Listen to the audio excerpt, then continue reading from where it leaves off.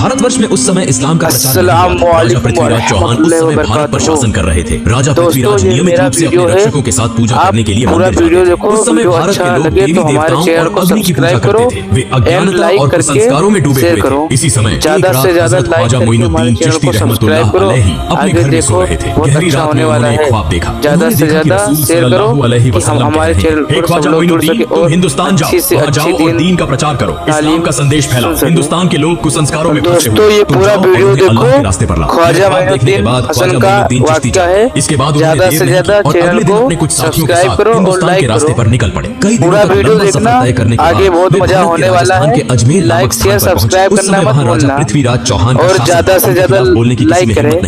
एक लाइक करने पे आपको कुछ नहीं जाएगा। लाइक करके हमारे चैनल को सब्सक्राइब करो। इसलिए उन्होंने अजमेर के तारागढ़ पहाड़ के नीचे आराम किया। इसी दौरान नमाज का समय हो गया। ख्वाजा मोइनुद्दीन चिश्ती ने अपने साथियों से कहा, तुम पानी की तलाश करो क्योंकि वुजू करना जरूरी है, नमाज का समय हो गया है। तब उनके दो साथी एक लोटा लेकर पानी की तलाश में निकले। कुछ दूरी पर जाकर उन्होंने एक विशाल झील देखी जो आज के समय में आना सागर के नाम से जानी जाती है। वे आना सागर के पास पहुंचे और देखा कि राजा की सेना ने आना सागर को चारों ओर से घेर रखा है। उन्हें देखते ही सैनिकों ने पूछा, तुम लोग कौन हो? इससे पहले तुम्हें यहाँ कभी नहीं देखा, यहाँ क्या चाहिए? साथी दोनों ने कहा, हम ख्वाजा मोइनुद्दीन चिश्ती के शिष्य हैं, हम यहाँ वुजू करने के लिए थोड़ा पानी लेने आए हैं। यह सुनकर वहाँ मौजूद सारी सेना जोर जोर से हंसने लगी और कहने लगी, क्या तुमने राजा पृथ्वीराज का नाम नहीं सुना? उनके आदेश का उल्लंघन करने पर कठोर सजा मिलती है। इस झील से कोई और पानी नहीं ले सकता। पानी को हाथ लगाना भी मना है क्योंकि इससे पानी अपवित्र हो जाए। यह कहकर उन्होंने उन दोनों को भगा दिया। दुखी मन से वे दोनों ख्वाजा मोइनुद्दीन चिश्ती के पास लौट आए। तब ख्वाजा मोइनुद्दीन चिश्ती ने पूछा, तुम्हारे साथ क्या हुआ? क्या तुम्हें पानी नहीं मिला? उन दोनों ने कहा, हुजूर पानी तो मिला लेकिन हमें पानी नहीं दिया गया। उन्होंने हमें भगा दिया और कहा कि राजा पृथ्वीराज ने किसी को भी इस पानी को लेने की अनुमति नहीं दी है। उनके आदेश का उल्लंघन करने पर कठोर सजा दी जाएगी। उनकी सारी बातें सुनकर ख्वाजा मोइनुद्दीन चिश्ती ने अल्लाह के दरबार में दुआ की और फिर उनसे कहा, तुम लोग आना सागर के पास जाओ और कहो कि ख्वाजा मोइनुद्दीन चिश्ती ने हमें भेजा है। इसके बाद वे दोनों साथी फिर से वुजू का पानी लाने के लिए निकल पड़े। जब वे आना सागर के पास पहुंचे तो सेना ने उन्हें रोककर पूछा, तुम लोग फिर क्यों आए हो? उन्होंने कहा, हम वुजू का पानी लेने आए हैं। सेना ने कहा, हमने कहा था कि पानी नहीं दिया जाएगा। अगर राजा पृथ्वीराज चौहान को पता चला तो तुम्हारी जान तक जा सकती है। हम किसी भी हालत में पानी नहीं देंगे। तब उन्होंने कहा, हम तुमसे पानी नहीं मांगेंगे, हम आना सागर से पानी लेने आए हैं। यह सुनकर वहाँ मौजूद सारी सेना जोर जोर से हंसने लगी। उस समय उन्होंने अल्लाह के दरबार में दुआ की और अपने हाथ में पकड़ी लोटे को आगे बढ़ाकर कहा, हे आना सागर, हम ख्वाजा मोइनुद्दीन चिश्ती रहमतुल्लाह अलैहि के शिष्य हैं। ख्वाजा मोइनुद्दीन चिश्ती ने हमें यहाँ भेजा है। अल्लाह के हुक्म से इस लोटे में आ जाओ। यह कहते ही एक पल में आना सागर का सारा पानी लोटे में समा गया। इतना अद्भुत और चमत्कारी दृश्य देखकर वहाँ मौजूद सारी सेना हैरान रह गई। तुरंत ही उन्होंने कलमा पढ़ा और इस्लाम स्वीकार कर लिया। लेकिन वहाँ कुछ कट्टर हिंदुत्ववादी भी थे। उन्हें लगा कि यह कोई जादू का प्रभाव है, इसलिए वे यह खबर देने के लिए राजा पृथ्वीराज चौहान के दरबार में भागे। राजा पृथ्वीराज ने जब उन्हें देखा तो पूछा, क्या हुआ? तुम्हारे चेहरे पर इतना डर क्यों है? तब उन्होंने कहा, राजा साहब बड़ी विपत्ति आ गई है। राजा पृथ्वीराज ने पूछा, क्या हुआ? उन्होंने कहा, राजा साहब न जाने कहां से एक बड़ा जादूगर यहाँ आया है। देखने में वह फकीर लगता है लेकिन उसने अपने जादू से पूरे आना सागर का पानी एक लोटे में खींच लिया। यह सुनकर राजा पृथ्वीराज को ऐसा लगा जैसे उनके सिर पर आसमान टूट पड़ा। उन्होंने अपने जीवन में कई जादूगर देखे थे लेकिन ऐसा जादू उन्होंने कभी नहीं सुना था। उन्होंने इसे अपनी आंखों से देखने के लिए तुरंत अपनी सेना के साथ आना सागर की ओर प्रस्थान किया। जब वे आना सागर के पास पहुंचे तो देखा कि आना सागर में पानी की एक बूंद भी नहीं थी। उधर अजमेर के लोग बड़ी संख्या में ख्वाजा मोइनुद्दीन चिश्ती रहमतुल्लाह अलैहि को देखने के लिए वहां पहुंच रहे थे। ख्वाजा मोइनुद्दीन चिश्ती और उनके साथी नमाज पढ़ने के बाद वहां बैठे। तभी राजा पृथ्वीराज वहां पहुंच गए। उन्होंने देखा कि कई हिंदू पहले ही इस्लाम स्वीकार कर चुके हैं। यह देखकर राजा को भीतर ही भीतर बहुत गुस्सा आया। राजा पृथ्वीराज एक बहुत चालाक और कट्टर हिंदुत्ववादी था। उसने पूछा, तुम कौन हो और यहाँ कहाँ से आए हो? मैं अल्लाह के हुक्म और रसूल सल्लल्लाहु अलैहि वसल्लम के निर्देश पर यहाँ आया हूँ। राजा पृथ्वीराज ने कहा, तुमने अपने जादू से इस पानी को क्यों सुखा दिया? तब ख्वाजा मोइनुद्दीन चिश्ती ने कहा, मैं कोई जादूगर नहीं हूँ, मैं अल्लाह का बंदा हूँ। मैं अल्लाह का हुक्म पूरा करने के लिए यहाँ पानी लेने गया था लेकिन पानी न देने के कारण अल्लाह ने इसे सूखा दिया। यह सुनकर वहाँ मौजूद सभी लोग आश्चर्यचकित हो गए और ख्वाजा मोइनुद्दीन चिश्ती रहमतुल्लाह अलैहि की ओर एकटक देखते रह गए। राजा पृथ्वीराज चौहान बहुत चालाक और मक्कार था। उसने समझ लिया कि यह कोई साधारण व्यक्ति नहीं है, इसलिए वह नकली आंसू बहाते हुए और झुककर कहने लगा, हमें सबके कष्ट सहने में कोई परेशानी नहीं है लेकिन मासूम बच्चों और निर्दोष लोगों का ख्याल करके कृपया पानी को उसकी जगह वापस लौटा दें। यह मेरी आपसे विनती है। यह सुनकर ख्वाजा मोइनुद्दीन चिश्ती ने अपने दो साथियों को आदेश दिया कि वे लौटा लेकर आना सागर के पास जाएं। दोनों साथी लौटा लेकर आना सागर के पास पहुंचे और जैसे ही उन्होंने लौटा आना सागर में रखा, सागर फिर से पानी से भर गया। यह सब देखकर वहाँ मौजूद लोग हैरान रह गए। उन्होंने पूछा, आप किस देवता की पूजा करते हैं? ख्वाजा मोइनुद्दीन चिश्ती ने कहा, मैं अपने रब एकमात्र अल्लाह की इबादत करता हूँ। वहाँ मौजूद सभी लोगों ने कहा, हम भी आज से उसी एक अल्लाह की इबादत करना चाहते हैं। उस जगह के सभी लोगों ने एक एक करके इस्लाम स्वीकार कर लिया लेकिन राजा पृथ्वीराज चौहान इसे सहन नहीं कर सका। वह बहुत गुस्से में राज दरबार लौट गया। अगले दिन पृथ्वीराज ने राज दरबार में एक आपातकालीन बैठक बुलाई। पृथ्वीराज ने कहा, किसी भी तरह इस फकीर को यहाँ से हटाना होगा, उसे खत्म करना होगा। अगर तुम्हारे पास कोई सुझाव है तो जल्दी बताओ। तब एक मंत्री ने कहा, राजा साहब यह फकीर कोई साधारण व्यक्ति नहीं है, वह एक महान जादूगर है। अपने जादू के प्रभाव से वह सभी को एक एक करके इस्लाम में ला रहा है। एक दिन ऐसा आएगा जब भारत में हिंदू धर्म को मानने वाला कोई नहीं बचेगा। उससे निपटने के के लिए हमें एक महान जादूगर की जरूरत होगी। तब वहाँ मौजूद एक सैनिक ने कहा, राजा साहब, हमारे देश में इससे भी बड़ा एक जादूगर है। पृथ्वीराज ने पूछा, उसका नाम क्या है? सैनिक ने कहा, उसका नाम है जयपाल जादूगर। पृथ्वीराज ने कहा, जाओ उसे हमारे दरबार में लेकर आओ। इसके बाद कुछ सैनिक जयपाल जादूगर से मिलने के लिए रवाना हो गए। कुछ समय बाद वे जयपाल जादूगर के घर पहुंचे और देखा कि जयपाल हवा में तैरते हुए गहरी ध्यान अवस्था में है। जैसे ही उसने सैनिकों को देखा, वह नीचे उतर आया और कहा, राजा ने तुम्हें भेजा है ना? यह सुनकर सैनिक चौंक गए। उन्होंने सोचा कि अब काम बन जाएगा। उन्होंने सारी बातें जयपाल जादूगर को बताई। फिर वे जयपाल जादूगर को राज दरबार में लेकर आए। जयपाल ने पूछा, राजा साहब, आपने मुझे क्यों बुलाया है? राजा पृथ्वीराज ने कहा, हमने सुना है कि आप भारत के सबसे बड़े जादूगर हैं। हम एक बड़ी समस्या में फंसे हैं और आपको इसे हल करना होगा। जयपाल ने कहा, बताइए, मैं आपके लिए क्या कर सकता हूँ? पृथ्वीराज ने कहा, आप भी हिंदू हैं और हम सभी हिंदू हैं, लेकिन कहीं से एक फकीर आया है। वह अपने जादू के प्रभाव से एक एक करके सभी को हिंदू धर्म छोड़कर इस्लाम में ले जा रहा है। आपको उससे मुकाबला करना होगा। अगर आप उसे देश से भगा सकते हैं या उसे खत्म कर सकते हैं तो आपको एक बड़ा इनाम दिया जाएगा। यह सुनकर जयपाल जादूगर ने कहा, महाराज, आप चिंता न करें। कितने बड़े बड़े जादूगर मेरे सामने झुके हैं और यह तो केवल एक साधारण फकीर है। इसे खत्म कर ही मैं आपके सामने आऊंगा। इसके बाद जयपाल जादूगर अपने जादू की मदद से गरीब नवाज ख्वाजा मोइनुद्दीन चिश्ती रहमतुल्लाह अलैहि को खोजने निकला। कुछ दूर जाने के बाद जयपाल जादूगर ने देखा कि ख्वाजा मोइनुद्दीन चिश्ती रहमतुल्लाह अलैहि तारा पर्वत की एक चट्टान के कोने में अल्लाह की इबादत में मग्न है। वह कोई दिशा नहीं देख रहे। यह देखकर जयपाल जादूगर पीछे से उस दिशा में बढ़ा और बोलने लगा, इस फकीर को मारना मेरे लिए कोई बड़ी बात नहीं है। मैंने पीछे से आकर देखा भी नहीं। यह कौन सा जादू है? यह कहकर उसने अपने जादू से उस पर्वत से एक विशाल चट्टान को उठाया और जैसे ही वह ख्वाजा मोइनुद्दीन चिश्ती को दबाने के लिए जा रहा था, ख्वाजा मोइनुद्दीन चिश्ती रहमतुल्लाह अलैहि ने अपनी अंगुली उठाकर कहा, हे तारा पर्वत की चट्टान, क्या तुम नहीं देख रहे कि मैं अल्लाह की इबादत कर रहा हूँ? अगर तुम अल्लाह की तरफ से आई हो तो मुझे दबाकर मार दो, और अगर तुम शैतान की तरफ से आई हो तो वहीं खड़ी रहो। यह सुनते ही चट्टान वहीं रुक गई, एक इंच भी नहीं हिली। जयपाल जादूगर एक के बाद एक जादू दिखा रहा था, लेकिन कुछ भी कर नहीं पा रहा था। इस शक्ति को देखकर जयपाल जादूगर हैरान और चकित हो गया। उसने समझ लिया कि यह साधारण व्यक्ति नहीं है और मेरे जादू का यहाँ कोई असर नहीं होगा। इसलिए बिना देर किए जयपाल जादूगर ने ख्वाजा मोइनुद्दीन चिश्ती रहमतुल्लाह अलैहि के सामने हार मान ली और इस्लाम धर्म स्वीकार कर लिया। अगले दिन से पूरे भारत में यह खबर फैल गई कि भारत का सबसे बड़ा जादूगर जयपाल एक फकीर के सामने हार गया और उस फकीर का नाम गरीब नवाज ख्वाजा मोइनुद्दीन चिश्ती रहमतुल्लाह अलैहि था। उसने इस्लाम धर्म अपनाया और उसी रब की इबादत की जिसके सामने किसी भी शक्ति का मुकाबला नहीं हो सकता। भारत के लोग कहने लगे, वह जिस रब की इबादत करता है उसकी शक्ति कितनी बड़ी होगी कि उसका सामना करने के लिए कोई भी शक्तिशाली नहीं है। हमें भी उसी रब की इबादत करनी चाहिए। यह कहकर लोग दल बदल कर इस्लाम धर्म अपनाने के लिए ख्वाजा मोइनुद्दीन चिश्ती रहमतुल्लाह अलैहि के पास जाने लगे। यह खबर पाकर राजा पृथ्वीराज चौहान बहुत चिंतित हो गए। वह समझ नहीं पा रहा था कि अब क्या करे। तब एक मंत्री ने कहा, राजा साहब, जयपाल जादूगर ने इस्लाम धर्म स्वीकार कर लिया है और बहुत से लोग एक एक करके इस्लाम धर्म अपनाने जा रहे हैं। मुझे लगता है कि वह साधारण व्यक्ति नहीं है, उसकी बहुत शक्ति है, उसे हराना असंभव है। हमें उसकी बात माननी चाहिए। राजा पृथ्वीराज चौहान ने कहा, इतनी आसानी से मैं हार मानने वाला नहीं हूँ, इसलिए तुम लोग जाओ और उस फकीर को यहाँ बुला कर लाओ। इसके बाद कुछ सैनिक उस फकीर के पास खबर देने के लिए रवाना हो गए। वे वहाँ पहुंचे और कहने लगे, राजा साहब आपको बहुत महत्वपूर्ण बात करने के लिए बुला रहे हैं। तब ख्वाजा मोइनुद्दीन चिश्ती रहमतुल्लाह अलैहि खुद राजपथ पर राजा पृथ्वीराज चौहान से मिलने के लिए निकल पड़े। इसी दौरान उस इलाके में एक हिंदू पंडित था जो रोज पूजा करने मंदिर जाता था और मूर्तियों के सामने दूध अर्पित करता था। एक दिन उसकी बेटी ने पंडित से पूछा, पिताजी, आप रोज दूध लेकर मंदिर जाते हैं और वह दूध मूर्तियों के सामने डालते हैं, क्या मूर्तियां दूध पीती हैं? पंडित ने कहा, बिल्कुल नहीं, मूर्तियां कभी दूध नहीं पीती, हम उन्हें पूजा करते हैं। उसकी बेटी ने कहा, पिताजी, मैं देखना चाहती हूँ कि क्या सचमुच यह मूर्तियां दूध पीती हैं? पंडित ने कहा, ऐसी बातें नहीं करनी चाहिए, यह हमारे भगवान की मूर्तियां हैं, क्या मूर्तियां कभी दूध पीती हैं? लेकिन उसकी बेटी ने कहा, पिताजी, मैं आज दूध लेकर जाती हूँ और देखती हूँ कि ये मूर्तियां सच में दूध पीती हैं या नहीं। फिर एक दिन उसकी बेटी दूध लेकर मंदिर पहुंची और मूर्तियों के सामने कहने लगी, तुम हमारे भगवान हो तो तुम्हें तो मेरी बात सुननी चाहिए। मैंने दूध लाकर लाया है, तुम इसे पी लो। लेकिन मूर्तियों से कोई उत्तर नहीं मिला। लड़की फिर बोली, क्या हुआ? क्या तुम मेरी बात नहीं सुन रहे हो? तुम इस दूध को पियो। मैं इसे अपनी आंखों से देखना चाहती, लेकिन मूर्तियों से कोई उत्तर नहीं आया। तब लड़की ने खुद अपना सिर मूर्तियों के सामने धर लिया और रोते रोते खून बहाने लगी। ठीक उसी समय गरीब नवाज ख्वाजा मोइनुद्दीन चिश्ती रहमतुल्लाह अलैहि वहाँ से गुजर रहे थे। उन्होंने रोने की आवाज सुनी और मंदिर में प्रवेश किया। उन्होंने देखा कि एक लड़की का सिर खून से सना हुआ था और वह जोर जोर से रो रही थी। तब ख्वाजा मोइनुद्दीन चिश्ती रहमतुल्लाह अलैहि ने उसे पूछा, बेटी, तुम्हें क्या हुआ? लड़की ने कहा, देखिए बाबा, मैं दूध लेकर आई थी इस मूर्ति को खिलाने के लिए, लेकिन वह मेरी बात नहीं सुन रही है। तब ख्वाजा मोइनुद्दीन चिश्ती रहमतुल्लाह अलैहि ने कहा, माँ, मूर्ति कभी बात नहीं कर सकती और न ही खा सकती है। फिर लड़की ने फिर से अपना सिर झुका दिया और खून बहाने लगी। लड़की की इस भक्ति को देखकर ख्वाजा मोइनुद्दीन चिश्ती रहमतुल्लाह अलैहि हैरान हो गए। उन्होंने मूर्ति के सामने जाकर मूर्ति के कान पकड़ते हुए कहा, मैं ख्वाजा मोइनुद्दीन चिश्ती कह रहा हूँ, क्या तुम सुन नहीं रहे हो? इस निष्पाप लड़की को तुम क्यों रुला रहे हो? यह दूध पी लो। यह कहते ही मूर्ति ने दूध पीना शुरू कर दिया। यह देखकर लड़की बहुत खुश हुई और आनंदित होकर वहाँ से चली आई। जब लड़की गाँव में पहुंची तो बहुत से लोग यह कहने लगे, यह लड़की शायद कोई गलत काम करके आई है। सब लोग उसे बदनाम कर रहे थे। अब हमारा क्या होगा? वहाँ लड़की के पिता भी उपस्थित थे। सब लोग कहने लगे, क्या हुआ? तुम्हारी यह हालत क्यों हुई? लड़की ने कहा, पिताजी, मैं मूर्ति को दूध पिलाकर आई हूँ। यह सुनकर सभी लोग हैरान हो गए और कहने लगे, यह लड़की झूठ बोल रही है, मूर्तियाँ कभी दूध नहीं पीती, वह अपनी गलतियों को छिपाने के लिए हमसे धोखा दे रही है। लड़की ने फिर से आंसुओं के साथ विनम्रता से कहा, मैं बहुत बार कहने के बाद भी जब मूर्ति ने दूध नहीं पिया तो मैंने अपना सिर झुका दिया और खून बहाना शुरू कर दिया। ठीक उसी समय एक फकीर बाबा वहाँ आए, मूर्ति के कान पकड़कर कहा, दूध पियो। और तुरंत ही उस फकीर बाबा के कहने पर मूर्ति मूर्ति ने दूध पीना शुरू कर दिया। यह देखकर वहाँ मौजूद सभी लोग चकित हो गए और कहने लगे, वह फकीर बाबा कौन थे? लड़की ने कहा, मैं उस फकीर बाबा को नहीं जानती, लेकिन लगता है वह कहीं आसपास होंगे। सभी लोग ख्वाजा मोइनुद्दीन चिश्ती रहमतुल्लाह अलैहि से मिलने के लिए निकल पड़े। इस बीच ख्वाजा मोइनुद्दीन चिश्ती रहमतुल्लाह अलैहि पृथ्वीराज के दरबार में पहुंच गए। पृथ्वीराज ने कहा, हे फकीर बाबा, आप क्या चाहते हैं? ख्वाजा मोइनुद्दीन चिश्ती रहमतुल्लाह अलैहि ने कहा, मैं भारत के लोगों को अंधकार से दूर करके कुरान की रोशनी से रोशन करना चाहता हूँ। मैं चाहता हूँ कि सब लोग तौबा करके अल्लाह के रास्ते पर लौट आएं, जो इस दुनिया के मालिक हैं, जो आखिरत के मालिक हैं, जो बोलते ही एक पल में सब कुछ कर देते हैं। हमारे सभी रोजी रोटी के मालिक हैं, जन्म और मृत्यु सब कुछ उनकी ताकत में है। मैं उसी महान अल्लाह ताला की इबादत करना चाहता हूँ। मैं किसी का नुकसान नहीं चाहता। जब वह ये बातें कह रहे थे तभी एक इस्लाम विरोधी व्यक्ति अपनी आध्यात्मिक शक्ति की परीक्षा लेने आया और कहा, अगर आप सचमुच आध्यात्मिक रूप से शक्तिशाली हैं तो पानी से आग बनाकर दिखाइए। ख्वाजा मोइनुद्दीन चिश्ती रहमतुल्लाह अलैहि ने अल्लाह का नाम लेकर पानी पर फूंक मारी और उसी पानी से आग निकलने लगी। यह अद्भुत चमत्कार देखकर वह व्यक्ति ख्वाजा मोइनुद्दीन चिश्ती रहमतुल्लाह अलैहि से इस्लाम धर्म स्वीकार कर लेता है।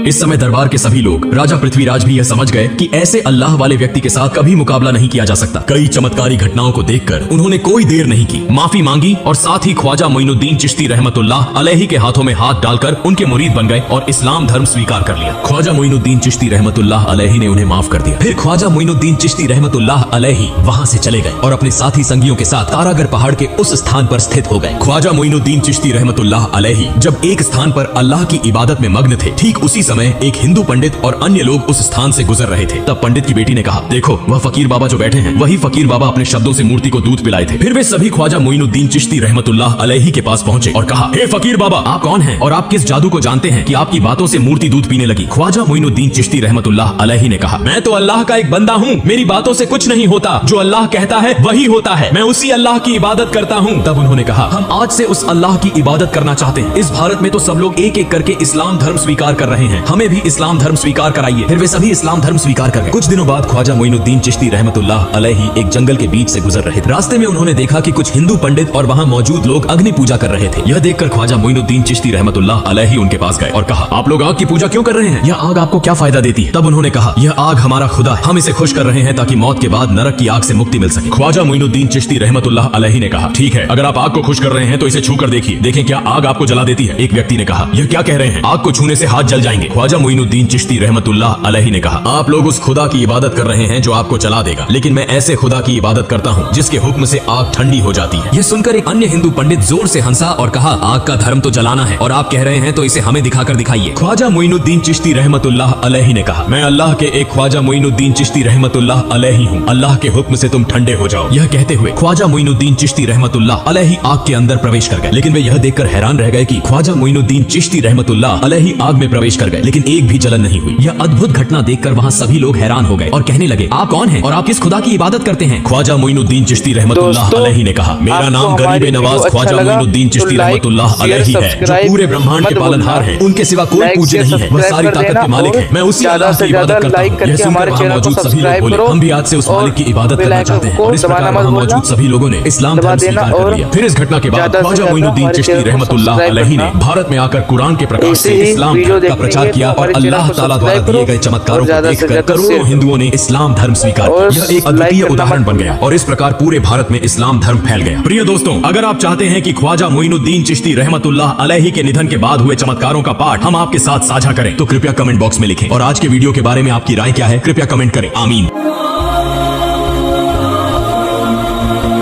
दोस्तों, अगला पार्ट देखना है तो हमारे चैनल को सब्सक्राइब करो।